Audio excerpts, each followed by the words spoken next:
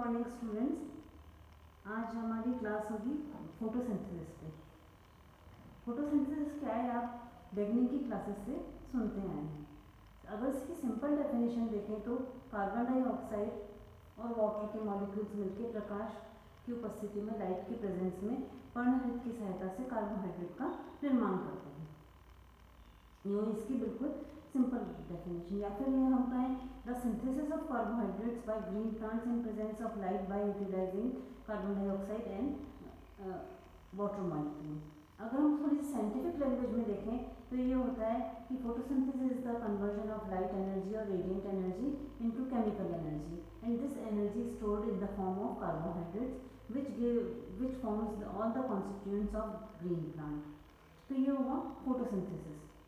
फिर अगर हम फोटोसिंथेसिस की डेफिनेशन के बाद इसके कॉन्स्टिट्यूएंट देखें तो इसमें क्या क्या होते हैं, कार्बन डाइऑक्साइड और वाटर मॉलिक्यूल, जो कि लाइट और पर्णहरित की उपस्थिति में, क्लोरोफिल की उपस्थिति में कार्बोहाइड्रेट्स का निर्माण करते हैं।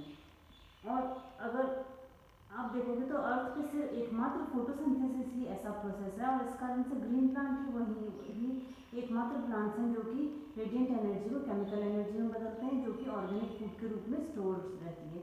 पृथ्वी के सभी जीव जंतु इसी प्रोसेस के थ्रू प्लांट्स पर निर्भर रहते हैं, इसलिए प्लांट्स को प्राइमरी प्रोड्यूसर्स भी कहा जाता है। तो सिग्निफिकेंस ऑफ फोटोसिंथेसिस में देखें तो सबसे पहले सिग्निफिकेंस क्या हुई, प्रोडक्शन ऑफ फूड मटेरियल।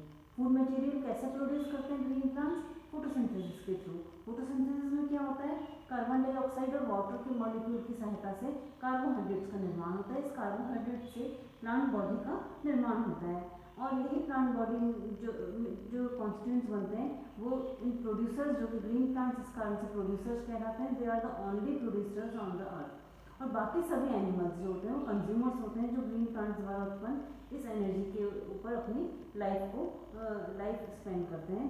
तो ग्रीन प्लांट्स जो होते हैं वो धरती के प्रोड्यूसर्स हैं, जिन पे की अर्थ की पूरी लाइफ निर्भर करती है। दूसरा क्या करते हैं, फोटोसिंथेसिस प्रोसेस के द्वारा क्या होता है, जैसा कि हम देख रहे हैं कि फोटोसिंथेसिस में क्या निर्माण होता है, कार्बन डाइऑक्साइड और वाटर मॉलिक्यूल की हेल्प से कार्बोहाइड्रेट बनता है और ऑक्सीजन इवॉल्व होती है।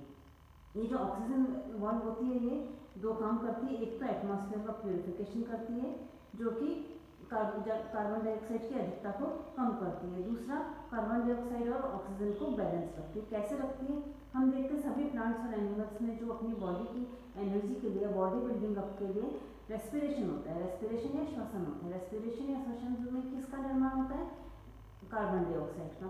तो और अगर इसके लिए हमें थोड़ा सा कार्बन साइकिल समझनी पड़ेगी। कार्बन साइकिल के अनुसार एटमॉस्फेयर में टोटल कार्बन जो है वो 0.03% होती है।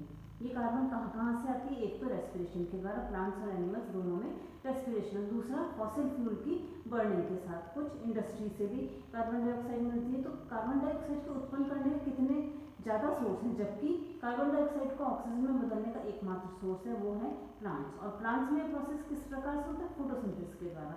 तो फोटोसिंथेसिस के द्वारा प्लांट्स एटमॉस्फेयर की कार्बन डाइऑक्साइड और ऑक्सीजन को बैलेंस करते हैं, एटमॉस्फेयर में उत्पन्न हुई कार्बन डाइऑक्साइड को ऑक्सीजन में बदलते हैं। तो ये दूसरा सिग्निफिकेंस हुई प्लांट्स की।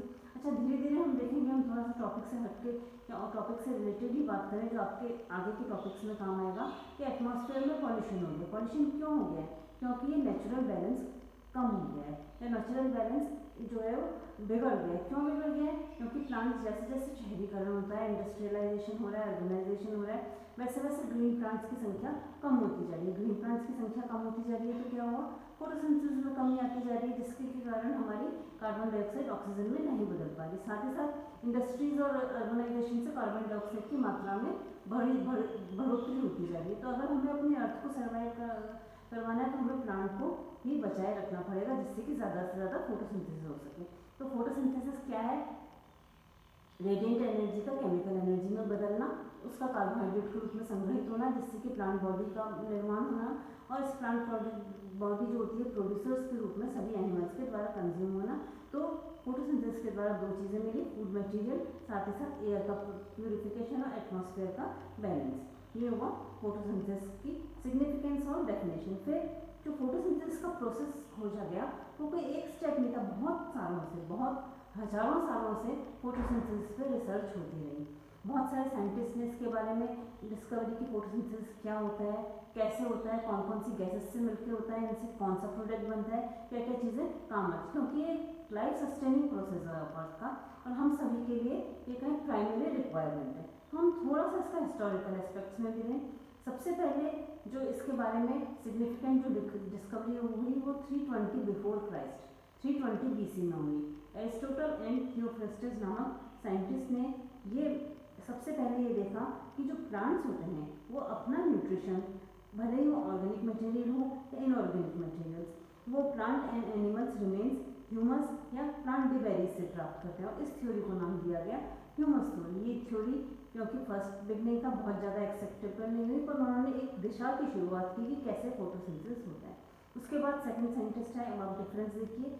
सेकंड जो सिग्निफिकेंट डिस्कवरी हुई वो 1648 में हुई, 320 BC के बाद 1648 में वैन हेलमंट नामक साइंटिस्ट ने, उन्होंने विलो सीडलिंग्स पर एक एक्सपेरिमेंट किया और साथ उन्होंने ये एक्सपेरिमेंट करके यह बताया कि जो वाटर और सॉइल ये दोनों मिलकर प्लांट की ग्रोथ के लिए उत्तरदायी होते हैं। तब तक फोटोसिंथेसिस का कंसेप्ट नहीं आया था, सिर्फ यही खोज करने की कोशिश की जा रही थी कि प्लांट की ग्रोथ कैसे होती है। फोटोसिंथेसिस का कंसेप्ट बहुत बाद में आया, पर ये उसकी दिशा में एक प्रयास था।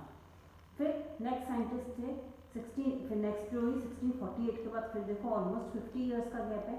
1699 में वुडवर्ड नामक एक साइंटिस्ट थे, उन्होंने ये बताया कि वेजिटेबल्स की ग्रोथ के लिए न सिर्फ पानी बल्कि सॉइल भी इम्पॉर्टेंट होती है।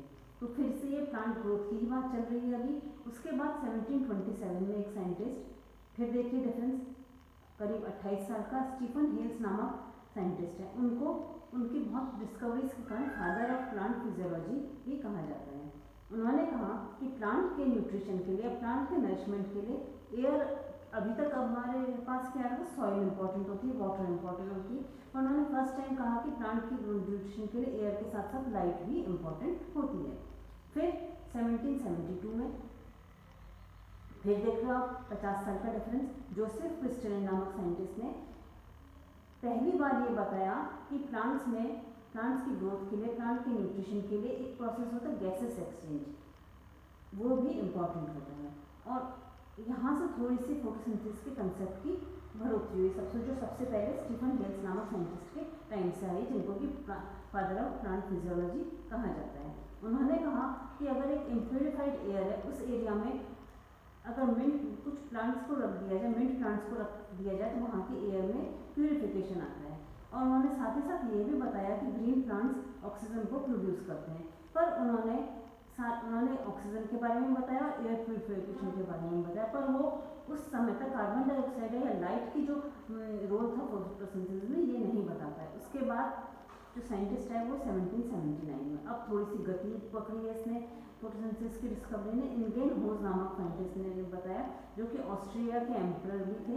उन्होंने ये बताया कि प्यूरिफाइड एयर या प्यूरिफाइड एयर जो कि प्लांट्स के द्वारा की जाती है, उसके लिए दो चीज़ें ज़रूरी होती है, लाइट और ग्रीननेस ऑफ प्लांट्स। तो जो चीज़ अभी तक रह गई थी पिछले के टाइम पे, उसकी डिस्कवरी धीरे धीरे शुरू हुई। फिर आए साइंटिस्ट जीन सेनेवियर, उन्होंने बताया कि जब CO2 कंसनट्रेशन की मात्रा बढ़ जाती है तो उस वक्त प्लांट्स के द्वारा ऑक्सीजन इवोल्यूशन की रेट भी बढ़ती है। तो उन्होंने ये बताया कि जो प्लांट से ऑक्सीजन का इवोल्यूशन होता है वो कहीं ना कहीं कार्बन डाइऑक्साइड की कंसनट्रेशन पे निर्भर करता है।